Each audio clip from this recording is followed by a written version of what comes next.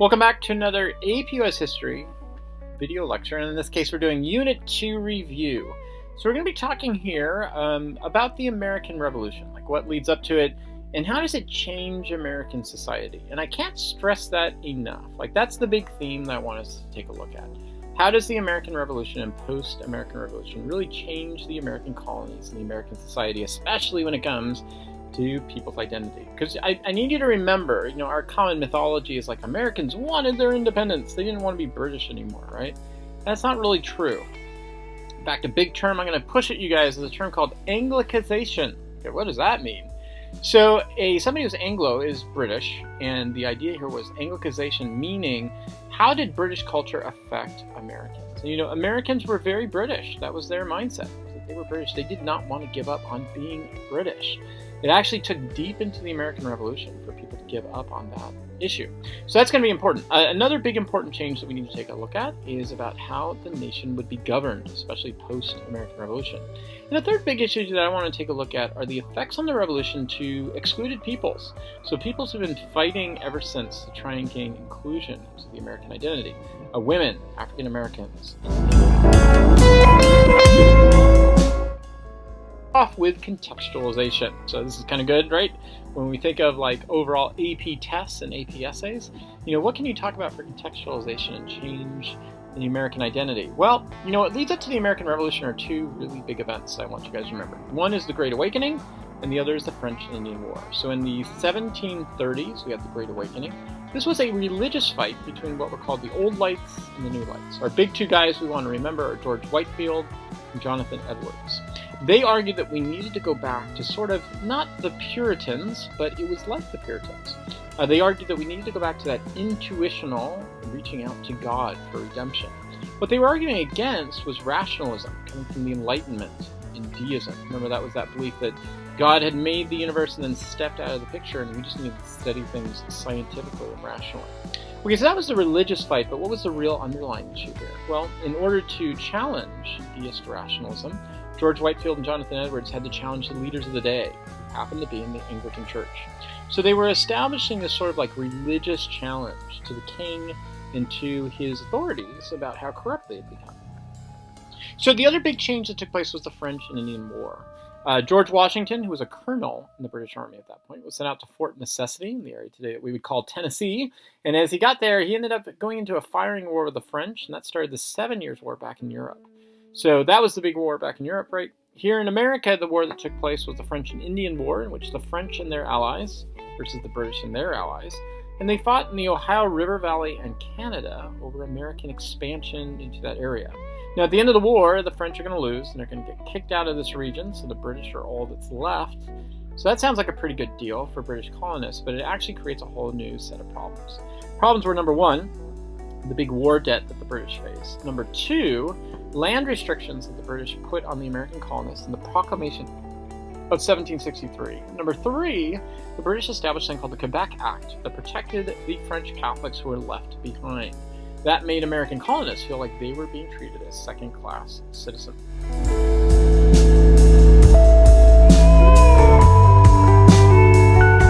Okay, so that establishes the context then for the American Revolution. Now, leading up to the Revolution, remember we talked about that war debt. The British government passed a series of taxes to try and pay back that war debt. Probably most important in 1763 is the Stamp Act, which intended to raise taxes for the war debt, primarily on rich colonists. How do we know that? Because most of the taxes that were being done were done on paper goods, especially important paper goods, like legal goods and wills. Well, who's signing those, right? The rich. So this didn't affect quite as much the poor or the working class. It affected the rich, but it still created this sense of widespread taxation. And it eventually led to major Stamp Act riots in Boston. Eventually the British backed off from this. The Prime Minister at the time was a guy named Prime Minister Grenville.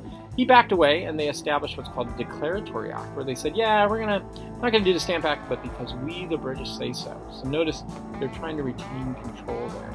Okay, well, the next Prime Minister was a man named Townshend, and he hated the colonists.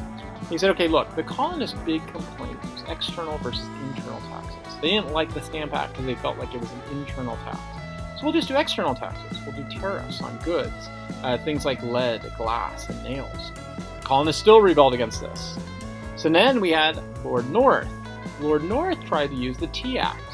So he established a monopoly for the East India Tea Company. It wasn't a raise in tea prices, it was just a monopoly for the company. The idea was that company would provide goods to America and other colonies, and then they would be able to use the money that was raised for the British Army. Well, eventually the Bostonians got angry about that and did the Boston Tea Party, destroying a ton of property of the British Empire. So because of that, they established the Coercive Acts on the colonists. The Coercive Acts basically cut off Massachusetts from the rest of the colonies and forced them to pay back for all the tea they had destroyed. Well, that was the point really that kind of threw everything overboard, and we end up in the American Revolution by 1773. And in that time, we have two major justifications you should remember. One was John Locke's natural rights that Jefferson would borrow in the Declaration of Independence. So the idea that we have the right to life, liberty, and the pursuit of happiness, and that if the government violates that, we can rebel. That was one. The other one, though, that really changed people's minds was Thomas Paine's common sense. So John Locke is kind of that high-minded philosopher, right? Thomas Paine was sort of like, look, let's just be honest about this. Why is an island that is 3,000 miles away basically telling us what to do? We need our local sovereignty. We need to have our local assemblies. And that really convinced a lot of people and justified for people why we were doing the American Revolution. Now, at the same time, there are also major changes for other groups we should remember. For the British, they passed, with a guy named Lord Dunmore, something called the Dunmore Proclamation, that offered to African Americans that if they joined up with the British, they could gain their freedom from slavery. And a lot of African Americans did this. Now, we look at that right today and we're saying, wait a second, that's not American. But think about this for a moment if you're from the African American perspective. Here you're being held as slaves by local American revolutionaries, patriots, who are claiming that they're all out for freedom, right? And the British say, hey, we'll offer you freedom if you come fight for us. African Americans were taking a huge risk, a huge leap, by leaving their status of slavery and taking that risk at that time, that who would win in this and whether or not they would retain their freedom. So this was a major move for African Americans, demonstrating their desire for independence and freedom, and really challenging the hypocrisy of the American revolutionaries. There was also women's involvement. So women at the time period did a number of things that were important during the American Revolution. Women up in Massachusetts formed what were called non-importation groups, where they would make things for local colonists so that they could boycott British goods. Also remember, by the end of the war, what happens? Women are established an identity called Republican motherhood, in which they think, yeah, we agree, we should be in the home. That is our place. But it's our place to train people to be leaders in the next generation. Republican motherhood is always this weird thing of both traditional women's roles, but also the beginnings of a challenge for women to have the right to education and the right to voting.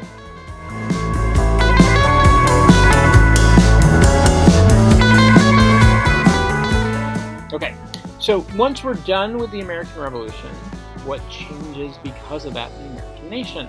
Well, our first American government is the Articles of Confederation, which was a weak central government with states' rights. And that fit really well into the American revolutionary mindset. The problem was that a weak central government could only do voluntary taxes. There was a lack of a common currency.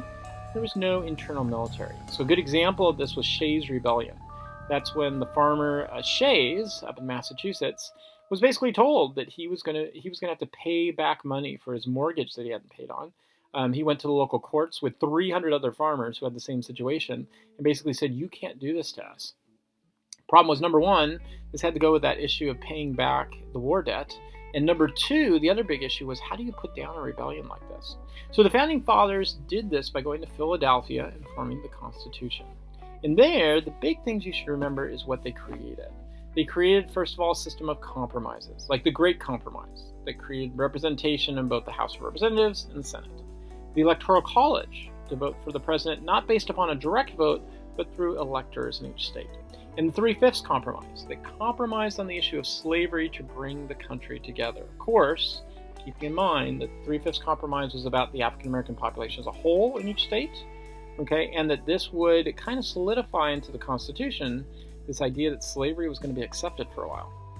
We also had in the Constitution the separation of powers. Okay, we had three branches of government, right? Checks and balances. And federalism, the idea that we would have different levels of government, federal, state, and local. This was all then justified in the Federalist Papers, and the most important one I want you to remember is Federalist number 10. Federalist number 10 basically said, in any country we have factions, One way we can get rid of factions is just kill them off, imprison them. But we live in a democracy. You can't do that. So instead, let's increase the number of factions, have them compete against each other, and they will neutralize one another in the central government. Okay, once the Constitution is ratified and put into power, we have a fight that takes place that we should remember between Alexander Hamilton and Thomas Jefferson. Hamilton favored the natural aristocracy, people who competed and moved up to the top. Jefferson favored the yeoman farmer, the common person, as being the backbone of America. Remember, too, with Hamilton, that the way that he tried to institute his program was assuming the debt, so that meant the federal government would pay off the debt, tariffs to protect local industry, and a national bank to fund industry. So notice the division there between farming and the Industrial Revolution. That's an important change that takes place.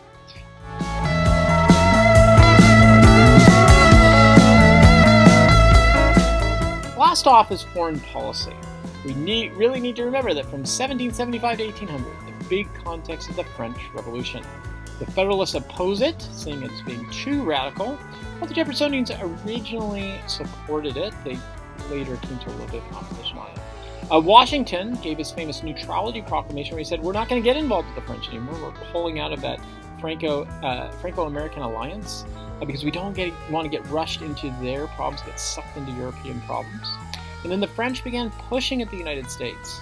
You've got to help us out in the quasi war down in the Caribbean. There were two major incidents that happened with a citizen Genet, who was a French revolutionary who came and tried to get Americans to fight on the side of the French Revolution. He went directly to the people, and so the Washington and then Adams administration kicked him out of the country. And then the Adams administration tried to negotiate with the French, and when they got there, they came into contact with somebody called the X, Y, and Z ambassadors, who basically said, if you want to deal with us, you got to pay a bribe. And the Americans were like, no way are we going to do that. That's old Europe's corruption. So that almost sent us into war with France. But John Adams is going to open up enough diplomacy to stop it from happening. Why does it matter? Because by the end of this, Adams looks bad on the surface. And so in 1800, Thomas Jefferson gets elected as president, and the Congress becomes Jeffersonian. Okay, so this time period, a lot of information for us to review, but the big things I want you to remember as takeaways to get ready for the AP test are the following. Number one, our big change in American society. The American Revolution was about local sovereignty, local representation, local power. Number two, American Revolution opened up questions about equality and roles for people like African Americans and women. If we really believe in this idea of natural rights and local sovereignty, why are African Americans and women being excluded? Number three, the American government under the Constitution was based upon a system of compromises, federalism, and checks and balances. Okay, see you guys in class.